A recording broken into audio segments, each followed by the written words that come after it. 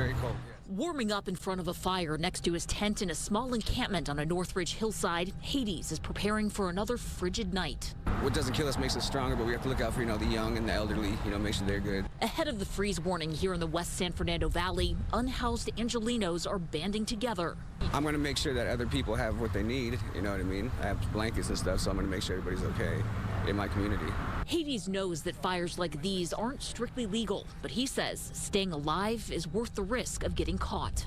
We have to, otherwise it's life or death, right? We have issues with law enforcement and fire department, but I believe it's an American right. A man should be able to, or a woman should be able to have a fire, you know what I mean, if done so safely. Have you been offered services? God, no, we are.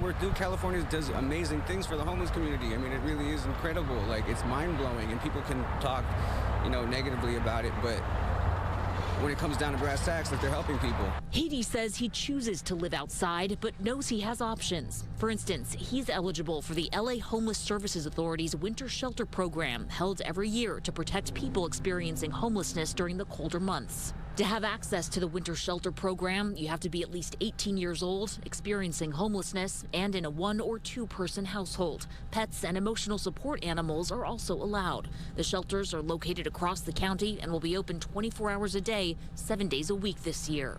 For those who choose to stay outside, Hades believes mindset is key. It's like learning to adapt, you know what I mean? Like, I can't imagine what it's like in Michigan. LA cold is a brisky, cold, like wet cold, but it's not like that, so we're very lucky.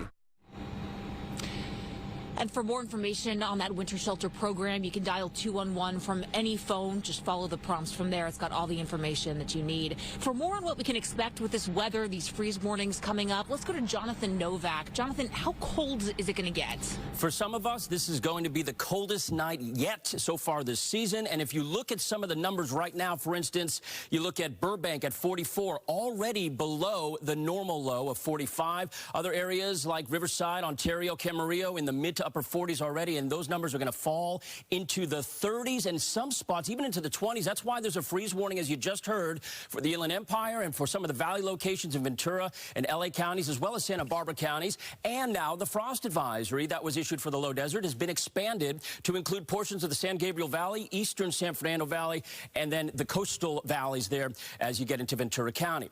On top of all that, we have a wind advisory for tomorrow morning through Wednesday at 4 p.m. that turns to a high wind watch at that point and goes through Thursday for gusts up to 70 miles per hour. It is going to be a windy mid to late work week. You can see here Wednesday afternoon, we see those gusts really filtering down into early Thursday morning. So we have another round of those very gusty winds that we just saw this weekend and early last week as well. Mother Nature is relentless. As we go into tomorrow morning in the LA basin, anywhere from 39 degrees to 43 for a morning low. And then tomorrow in the valleys and Inland Empire, 29 to 31 to start things off. It is a big chill in the air tomorrow for your Tuesday morning.